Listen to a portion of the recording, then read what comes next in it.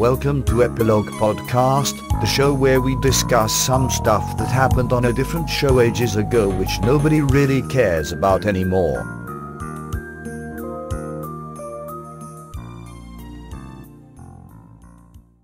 Hi, I'm Portponky. And I'm LeBloc. Today we're discussing Deep Space Nine, Season 6, Episode 21, The Reckoning. The Prophets hold a 1v1 battle royale on Deep Space Nine. We have your favorites, the Bajorans. For a Bajoran religious episodes, I'd say this was pretty good. Well, yes, hang with on. those limitations. I would say by that standard it was excellent. Yeah. For a common episode, regardless of theme, I'd say it was decent.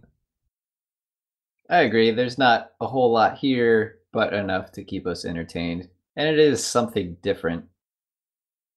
I thought it was a very busy episode. There was a lot going on, which is good because a lot of the Bajoran-centric episodes tend to deliberate over stuff for far too long.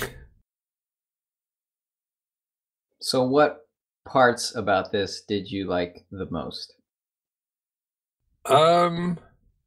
I kind of liked Kai Wynn being evil because previously she's been a bit less outright evil. You like your evil people evil?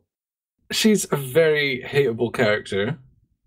I mean, she is probably in the top 10 of hateable characters on TV.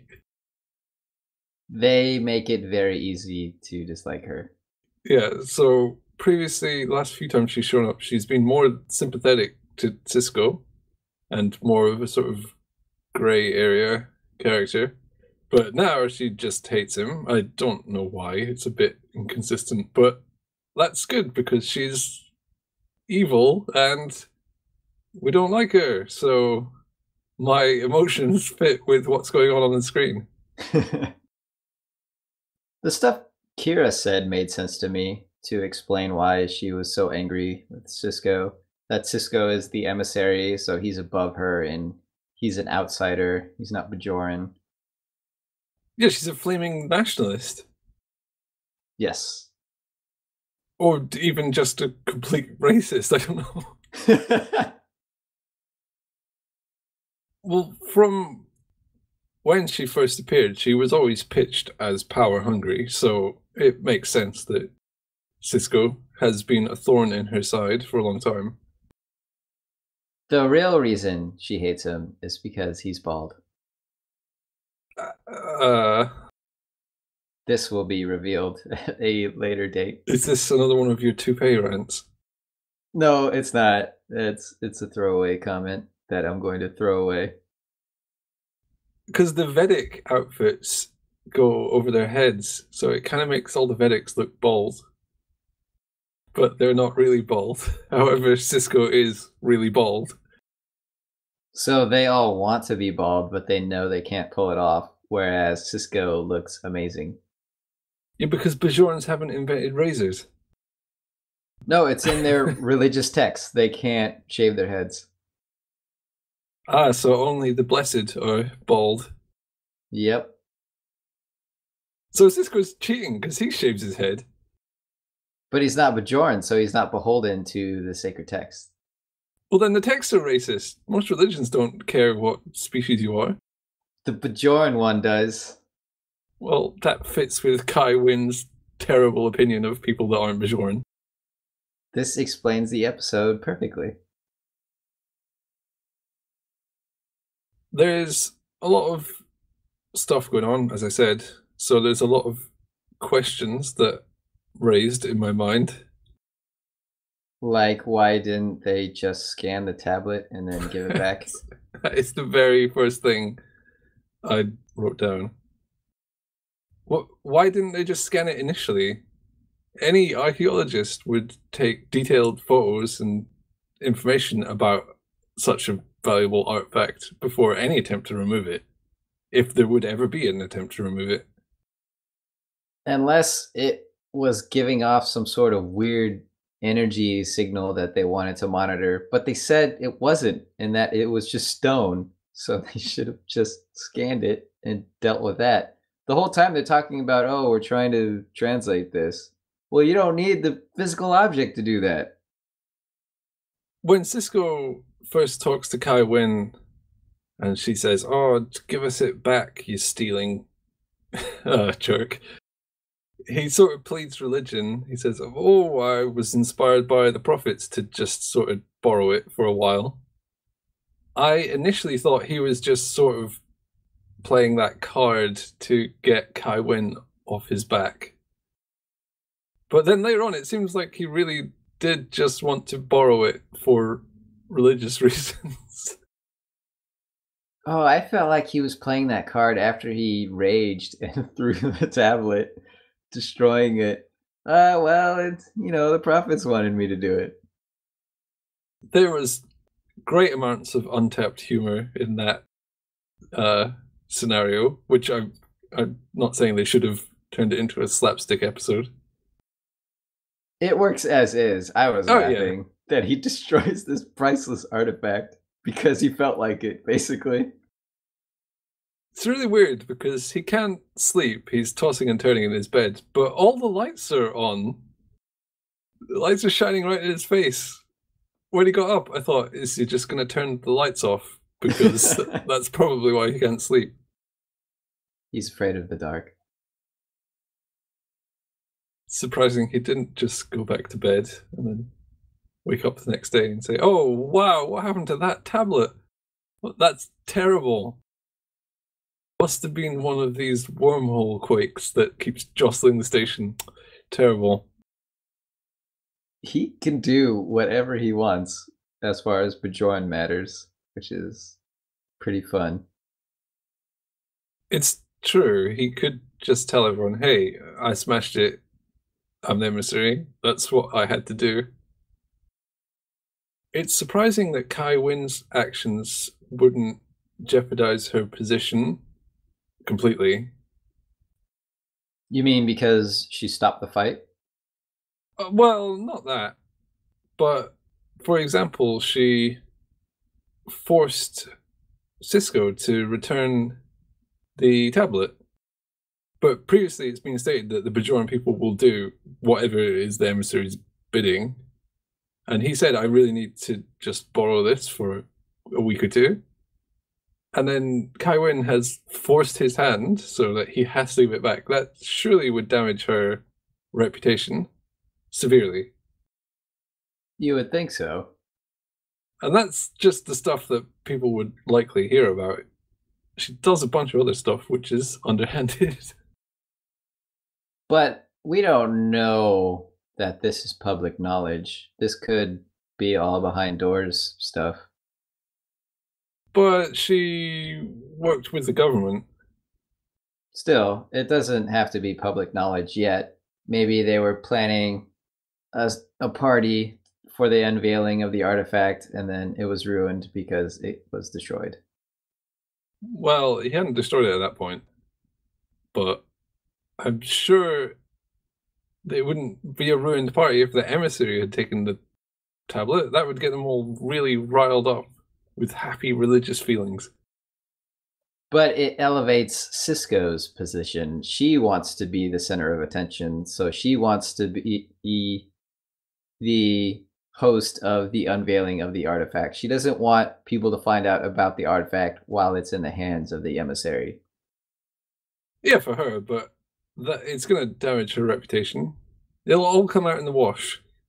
Although she's done plenty of other incredibly evil things before and managed to sweep them all under the rug effortlessly. So you're probably right. At this point, I can't imagine her doing anything that would damage her reputation because it hasn't already happened. There's a precedent that no one seems to care what she does now that she's in charge. Maybe they just have no way of the Kai leaving their position. They have to die. There's no way to stand down or be ousted or anything. So maybe everyone does hate her, but they're just stuck with her Oh, I like that explanation a lot. It's like it's the whole kings and queens thing where they are divinely appointed, so how could you argue with God? It's the classic problem. Except, wait, hang on. Cisco argues with the gods all the time. He's good at it. He could tell her to stop being Kai. Well, whatever. Yes, He's not supposed to interfere. he has a more direct link with the gods, but she's still in a position that is approved by the gods, I guess. Ordained. It's very funny when Cisco is talking to Kira, the prophet, which, by the way, the effects on that were awesome. Kira definitely seemed possessed. But then Kai Wynn throws herself at Kira's feet and just gets no response. I'd like to think that's actually Kira's decision when that happened. That she had some minor control. Just not going to acknowledge it. It's cutting that the prophet chose Kira rather than Kai Wynn, anyway. Oh, that had to sting. She's the holiest person there, but it just chooses a random station officer. The choice makes sense for what we've seen. Kira is devout and she's never strayed. Oh yeah, whereas, for sure. Whereas the Kai Wynn is just doing whatever she can to wrangle more power. How does she explain it to all the random silly onlookers that she brought? Oh yeah, it took her because I am busy. I have to guide all of you. Kira couldn't do that. Child. Yes, child, every time. What did you think of the Jake versus Kira Prophet versus Paraith battle? So Kira was chosen because she was willing. So does that mean that Jake was willing? I don't think the Paraiths worked that way. They probably chose Jake because it's ironic. Or because he's tall?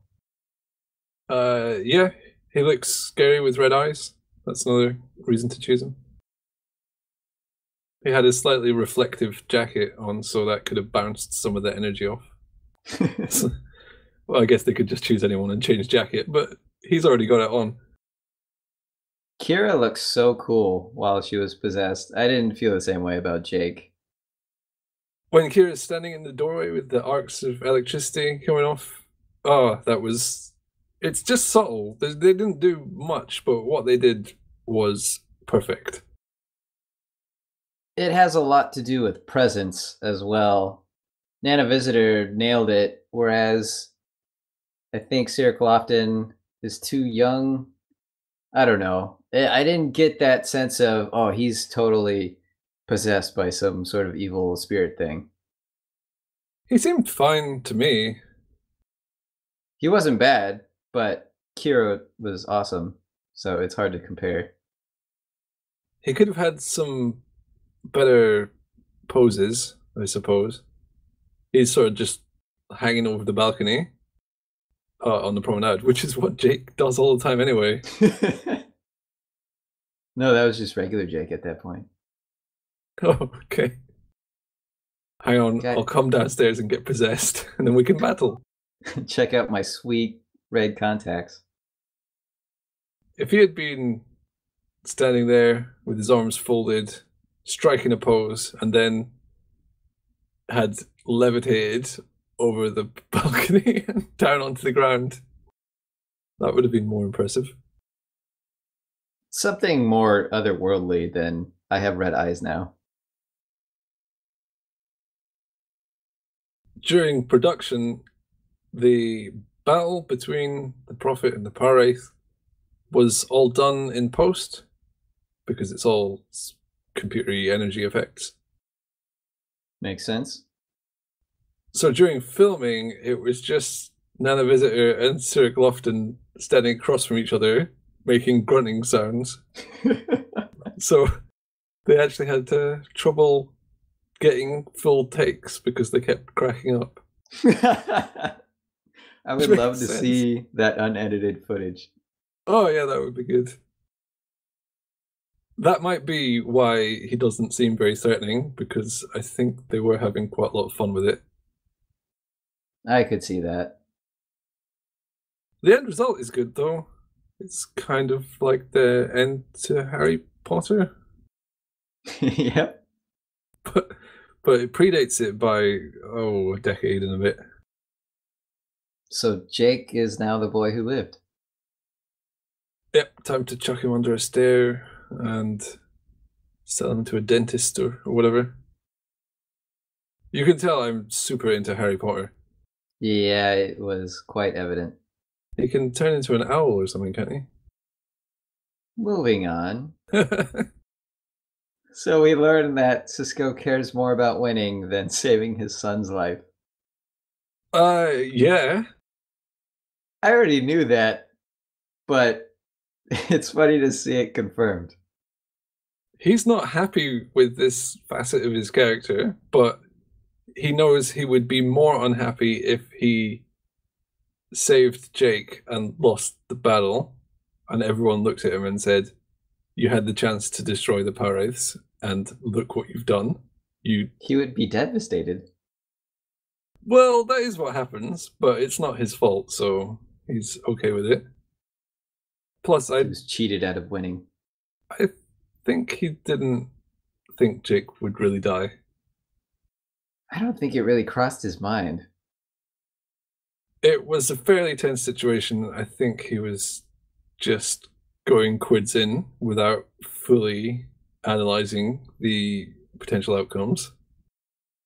But that's him. He's a military guy. You got to seize the victory as long as the cost isn't ridiculous, which in this case it might not have been. Wait, the death of his son isn't ridiculous? Well, it's bad for him, but on whole, it's a great victory for whatever, the wormhole aliens. Oh, okay. Instead, Kai Wynn plunged into the deep end and has now messed up a prophecy. I don't know what that means. Or the prophecies are junk and don't mean anything. Come on, how can you say that? I knew the prophets wouldn't win when Kai Wynn, I'm saying win too much, when she said that if they win, there would be 1,000 years of peace. And I thought, oh, well, that's not going to happen. The Bajorans are meant to suffer. Maybe if it was the last episode of the season or the last episode or something, but not halfway through season 6. Oh yeah, the golden age is coming. Hooray. Oh, no, it didn't happen. What a surprise. They wouldn't let that happen. Well, the reckoning isn't done. It's just on hold. It was on a break. Oh. I do like the reversal of Cisco having to see his son unconscious instead of the other way around, which has happened over and over, as Jake points out. This episode was heavy with callbacks to stuff they've done. They referenced about 7 or 8 other episodes, which is great. I like it when they build on the world, and pretty much all the references, I'm sure if you'd skip the episodes, it wouldn't impact it seriously. It's just good to see that talking about stuff that's happened. As people do. Yes. Time is indeed linear.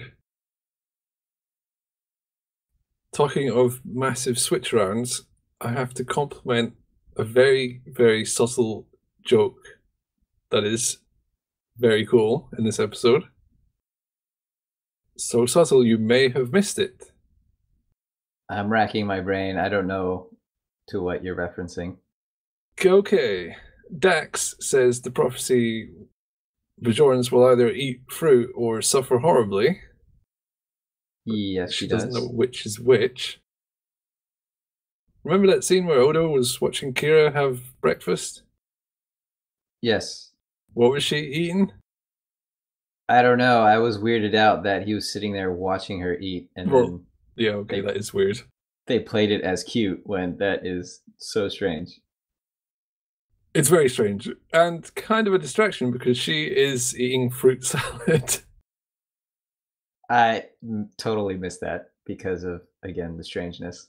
You wouldn't probably notice it. I think it comes before Dex reveals that, but it seems likely that the prophecy actually said they'll eat fruit because Kira then gets chosen. It makes more sense like that. That's really funny. If it is intentional, it's a great reversal of the kind of cliched hammy prophecy dialogue. That elevates this episode, and I hope it was intentional. It's not too much of a stretch. I wouldn't be surprised. It's very specific, so I can't see how it would happen accidentally. Except people eat fruit all the time, so I could actually see that. Do you have some words of prophecy for us from this episode? If you look hard enough, you'll find a Bajoran prophecy for just about anything. The ancient texts are a tangle of vague contradictions. Ironically, the same is also true for Star Trek scripts. I'm so happy someone addressed this, that the prophecies are stupid. And Well, they didn't say it. that should have happened earlier. They were polite about it. Who was it that said this? Yeah. Odo. Bashir. Oh, right, yes. But this is a sci-fi show, and they should say this, and they did. I'm surprised they don't just feed all the prophecies into the computer and say, project what the most likely thing is, and then just kind of use that as cliff notes. You need an augment for that. Oh no. It sounds like Bashir's read them based on his comments, so surely he can just say, oh yeah, these few, not very good. This one, that's not bad. Or he's being arrogant and dismissive and hasn't read any of them and just assumes.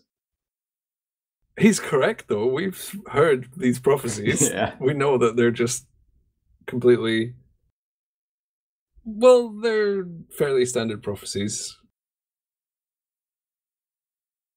For all that they acknowledge that the prophecies are a useless mess of contradictions, it's kind of laughed off. Like, ha ha ha, yeah, but they're very important. Yeah, that's true. They don't wholly commit. They say that, and then something happens, and they all go, "Oh, maybe they are real. What's happening?" Well, half of them are real. The other half, which contradicted what happened, are obviously the ones that were not ever real. That's how it works, isn't it? Those were planted as tests of faith. Ah, very clever. Do you want to know something that will test your faith? The next episode? That's right. Let's go watch it. I hope Martok is in it. Me too. They mentioned him in this one, but he didn't show up. I hope Garrick is in it too. I hope Garrick and Martok have to invade Cardassia. By sitting on the shoulders of one, and then they have a giant coat, and they act as a giant Klingon or a giant Cardassian. I haven't decided who would be Okay. better as the head. I can't wait for this episode. Let's go and watch it right now. Okay.